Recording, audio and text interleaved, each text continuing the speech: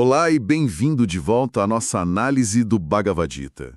Hoje a gente vai mergulhar fundo no capítulo 2, que é, sem exagero nenhum, o coração, né, o motor filosófico da obra toda. Com certeza. Só para a gente situar todo mundo, né, nós paramos no meio do campo de batalha de Kurukshetra. Arjuna, que é o maior guerreiro da sua geração, ele teve um colapso. Total. Um colapso emocional, né? Exato. Ele olhou para o exército inimigo, viu, sabe, parentes, mestres, e ele simplesmente desistiu, largou o arco e disse para Krishna: "Eu não luto, fim." Exatamente. O primeiro capítulo foi todo sobre a crise, sobre o problema de Arjuna. E este segundo capítulo agora é a resposta. É aqui que Krishna deixa de ser só o cocheiro, e ele se revela como um mestre espiritual.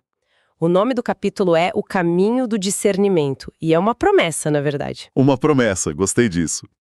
E a nossa missão aqui hoje é entender a estratégia dele para tirar Arjuna do fundo do poço. E essa estratégia, olha, envolve redefinir tudo.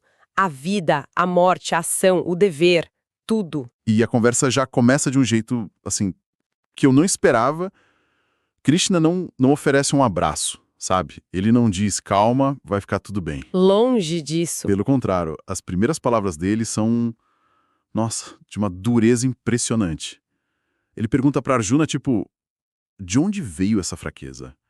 Isso não é digno de você. E ele chega a usar umas palavras bem fortes, como eunuco, para dizer, levanta daí, essa covardia não combina contigo. É uma verdadeira terapia de choque. E é totalmente intencional. Krishna percebe que o Arjuna está afundado num pântano de autopiedade, de confusão, intervenção ríspida para quebrar esse padrão.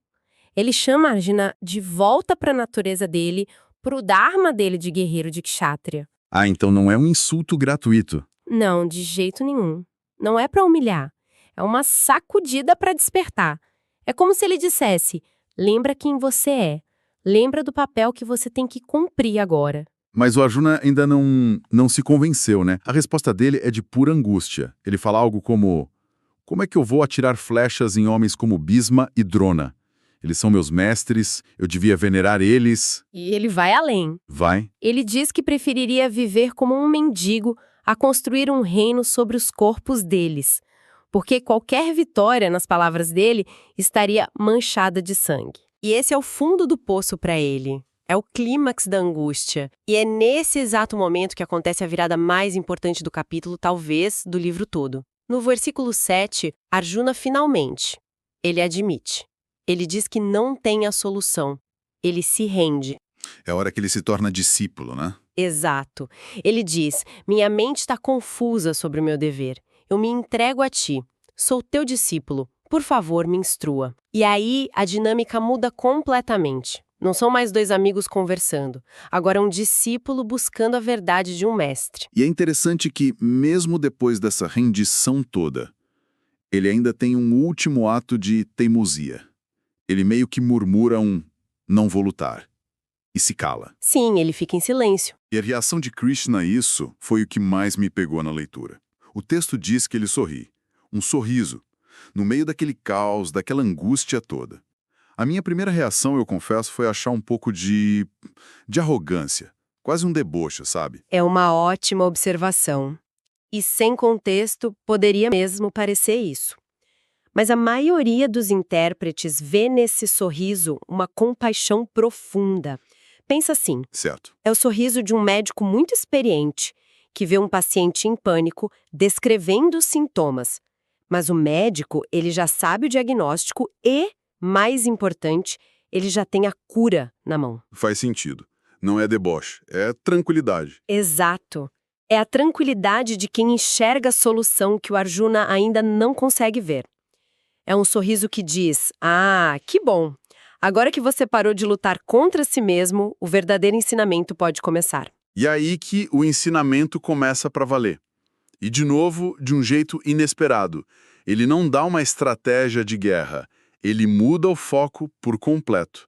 Ele vira o mundo de Arjuna de cabeça para baixo com uma frase. Você está se lamentando por quem não merece lamento. Uma frase fortíssima. Demais. Os sábios não se entristecem, nem pelos vivos, nem pelos mortos. Isso ataca a raiz do sofrimento dele. É uma mudança de enquadramento radical. Krishna eleva o problema do nível pessoal, emocional, sabe, para o nível metafísico. Ele está dizendo, Arjuna, você está olhando para o problema com a lente errada. E aí ele apresenta o conceito do ser imortal, o Atman. Sim. Ele afirma de forma categórica: nunca houve um tempo em que eu não existisse, nem você, nem esses reis.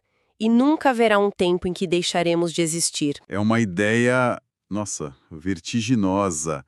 Ele está dizendo que a nossa identidade de verdade não é o corpo, não é o nome, não é o papel social. Essa essência é eterna. Exatamente. E a analogia que ele usa para reencarnação é muito poderosa, né? Ele diz que, assim como uma pessoa tira roupas velhas e veste novas, a alma descarta um corpo gasto e simplesmente habita um novo. Exato. É como se a nossa essência só trocasse de veículo, de roupa. E essa imagem tem uma consequência lógica que é devastadora para o dilema do Arjuna. Que é? Se a essência é imortal, então ninguém pode realmente matar ou ser morto. A morte é um evento que acontece com a roupa, não com quem a veste. Como o texto diz de um jeito tão poético, né? As armas não podem cortá-lo, o fogo não pode queimá-lo. A água não pode molhá-lo, nem o vento secá-lo. Mas aqui entra uma questão que me parece perigosa. Se a morte é só uma troca de roupa, isso não pode levar a uma banalização da vida. Tipo, se matar não é realmente matar, qual o problema de sair por aí causando destruição? Onde fica a ética? Essa é a questão central. E Krishna vai lidar com ela. Ele não está dando ao Arjuna uma licença para matar, de forma alguma. Ele está, primeiro, removendo a base do lamento equivocado de Arjuna, o erro na percepção dele. Entendi. O sofrimento dele vinha da ideia de que ele ia aniquilar o ser dos parentes dele. Krishna diz, isso é impossível. Mas, e essa é a segunda e crucial parte, isso não te isenta da sua responsabilidade no mundo. Ah, bom. A verdade metafísica não é uma desculpa para a anarquia moral. Pelo contrário, ela é a base para uma ação correta. E é para aí que ele vai levar a conversa agora. Certo. Então, uma vez que se estabelece que a alma é eterna, a pergunta muda. Não é mais eu devo matar, e sim qual é a minha ação correta neste momento. Perfeito. É essa mudança. E aí Krishna traz a discussão de volta para o campo de batalha. Ele lembra o Arjuna. Para um guerreiro, para um kshatriya, não existe nada melhor do que lutar uma guerra justa. Ele joga em vários níveis, sabe? Ele diz que fugir da batalha não seria um ato de paz. Seria uma falha no dever, o que levaria ao pecado e, de forma bem pragmática, à desonra eterna. Ele apela para o lado prático também. Sim. Ele argumenta: seus inimigos vão dizer que você fugiu por medo. E para um homem de honra, a desonra é pior que a morte. Ele está conectando aquela verdade lá de cima, transcendental, com a realidade social e psicológica do Arjuna. E é nesse ponto que ele introduz uma das ideias mais famosas e, talvez mais difíceis de digerir do pensamento oriental. O versículo 47. Você tem direito à ação, mas não aos frutos da ação. O coração do Karma Yoga. Sim. Que os frutos nunca sejam seu motivo, mas tampouco se apegue à inação. Isso parece ir contra tudo que a nossa sociedade prega hoje. Totalmente. Pensa na nossa cultura. Ela é obcecada por resultado. KPIs, métricas, likes, bônus, a nota da prova. Tudo. A gente é treinado para agir sempre mirando uma recompensa futura. Krishna propõe uma revolução psicológica. Ele pergunta: e se a vitória não estivesse no resultado, mas na qualidade da própria ação? Na sua entrega, na sua presença, no seu empenho em fazer o que precisa ser feito. Essa ideia de se libertar da ansiedade do resultado é, assim, muito poderosa. Mas, sendo bem realista, é possível separar completamente a ação do fruto?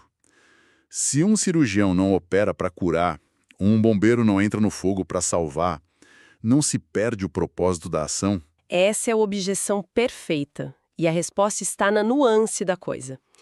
Não se trata de ser indiferente ao resultado. O cirurgião, claro, quer curar o paciente. A questão é onde está o foco dele e o que desestabiliza ele. Ok? O Karma Yogi se concentra 100% na excelência da cirurgia, em cada corte, cada sutura.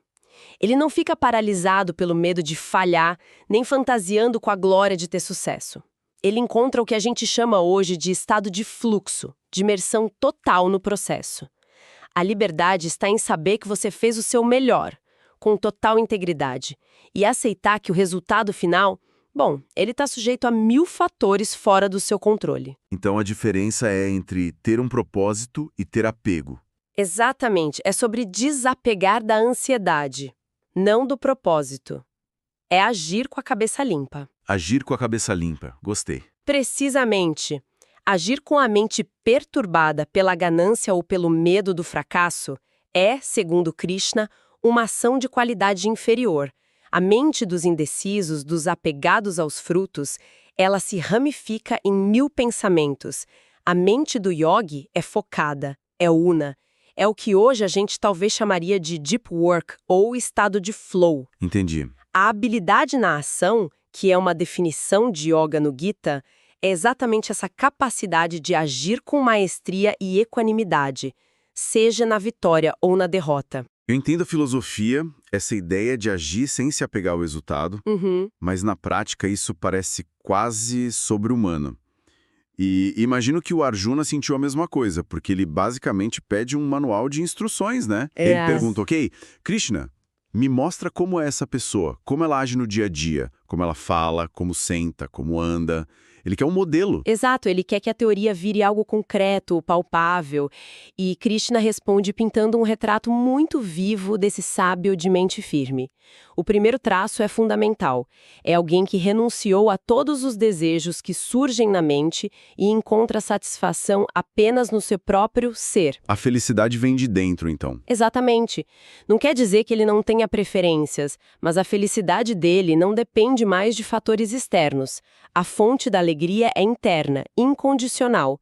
Ele não é mais um escravo do eu quero ou eu preciso. E essa estabilidade interna se reflete em como ele lida com o mundo lá fora.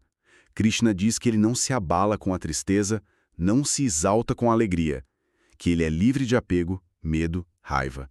E aí vem outra analogia brilhante, a da tartaruga. Ah, essa é genial. A do sábio que consegue recolher os sentidos dos objetos do mundo, assim como a tartaruga recolhe os membros para dentro do casco.